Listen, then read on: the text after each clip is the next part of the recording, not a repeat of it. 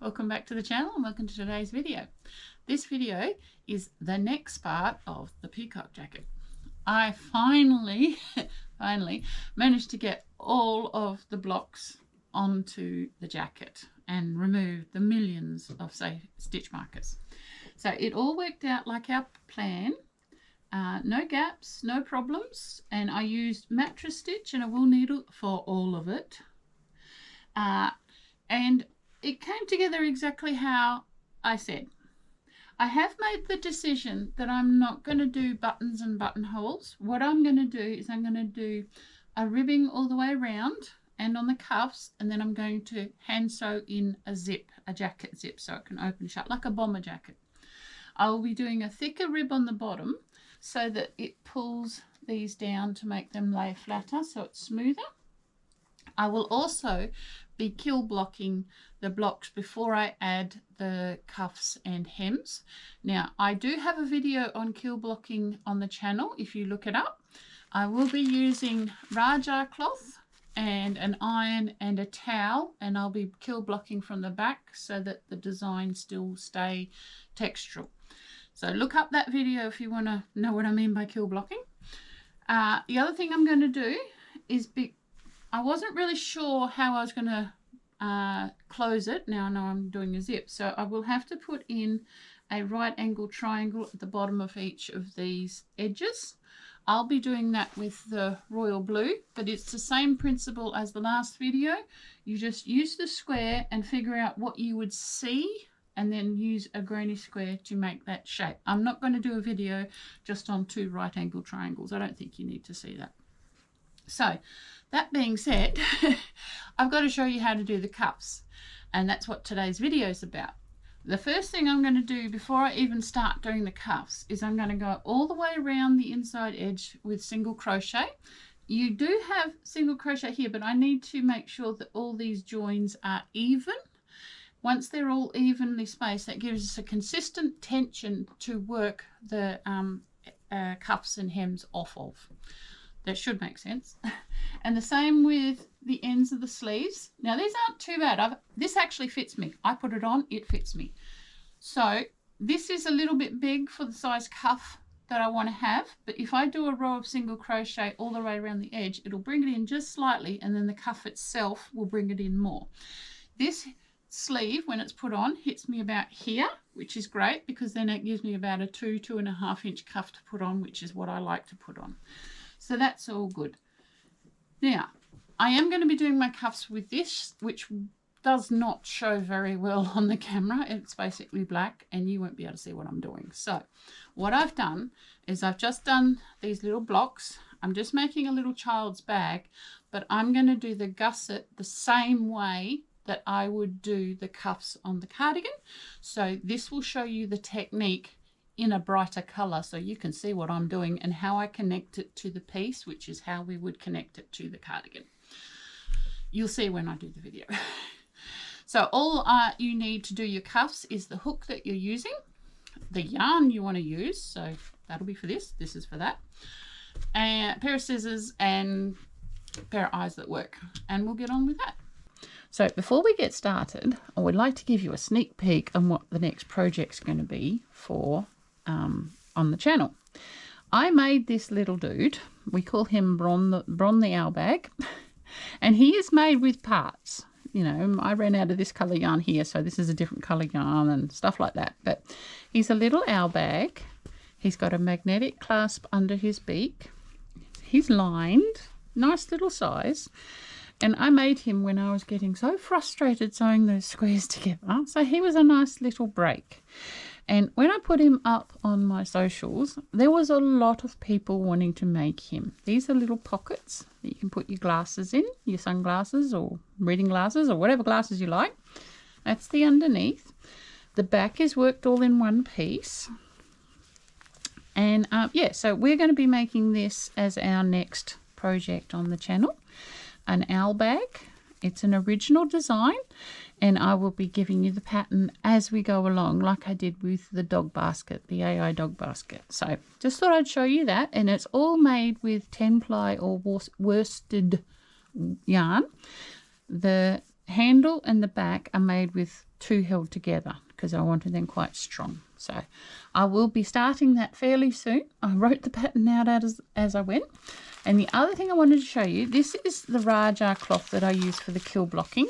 I was going to show you the wrapper because this is where I get it from. This is a Birch product and it's called Raja cloth. This is actually used for synthetic fabrics like suit pants and things like that to get the creases, the chemical creases. So this will actually work on acrylics because they're chemical. This is the same stuff. But if you have textural work on your work that you're trying to quilt block, make sure you work from the back because it will flatten your texture. You put a nice thick towel underneath and you do the quilt blocking on the back.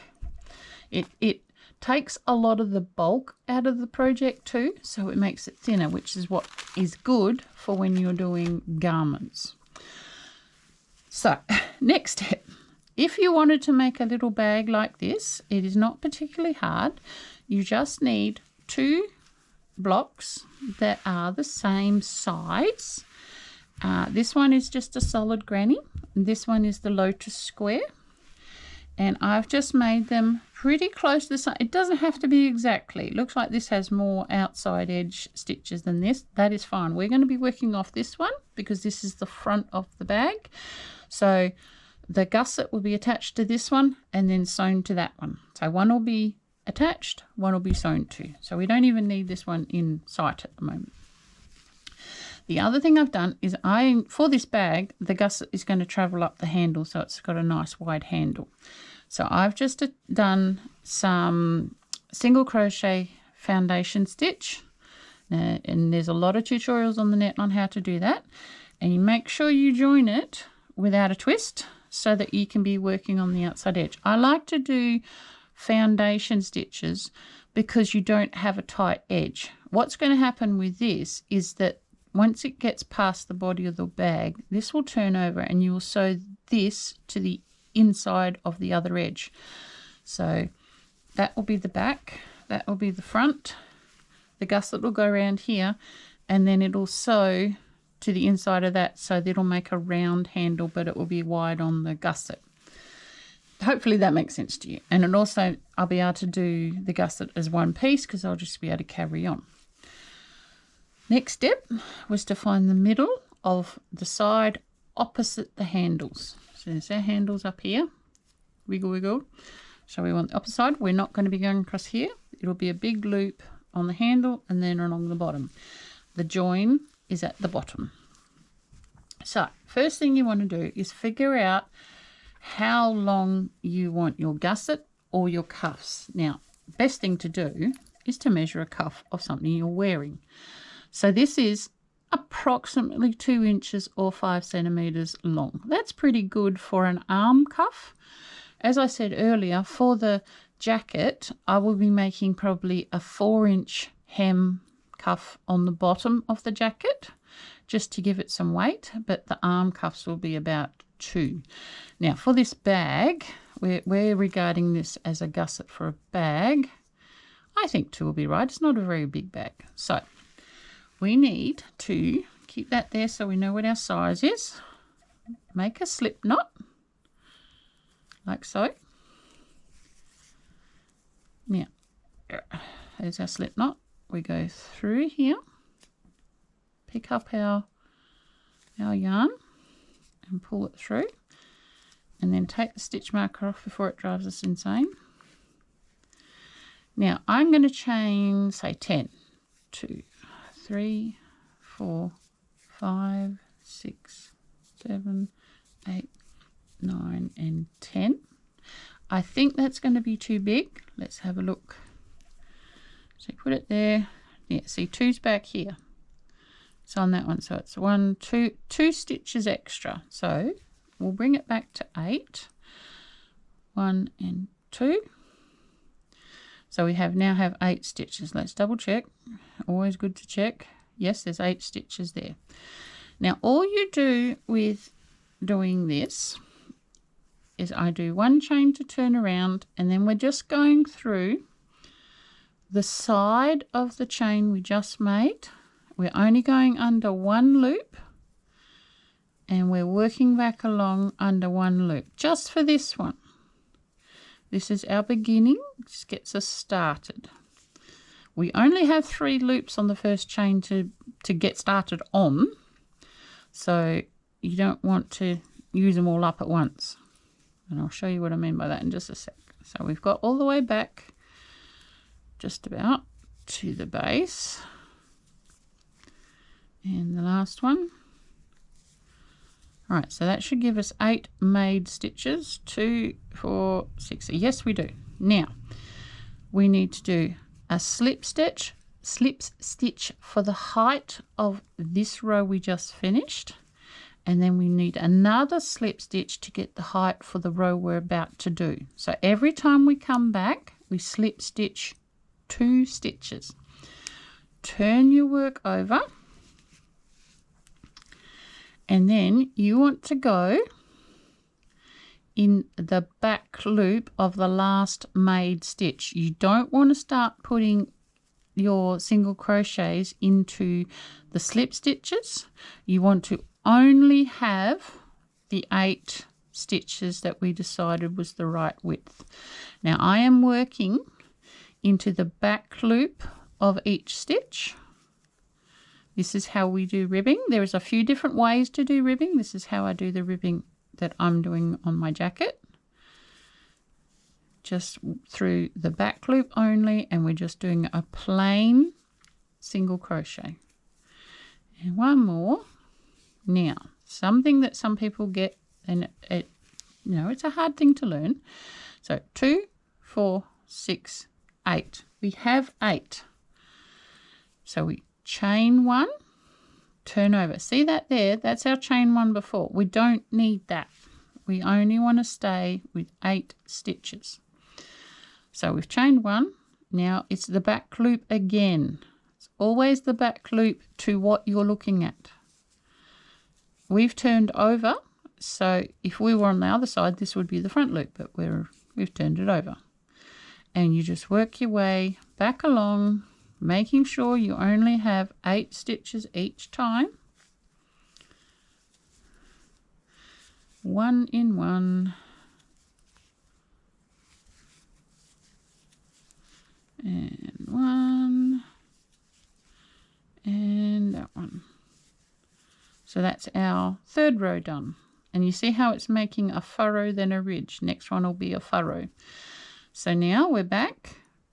This is for the row we just did. So that's your first slip stitch. And then you do another slip stitch in the row you're about to do. Now what you can do is you can just join in the back loop only. I'm not at the moment for this bag. I like this little sawtooth pattern that's making here. But if you do in the back loop only, you'll be left with a row of stitching which will cover your slip stitches.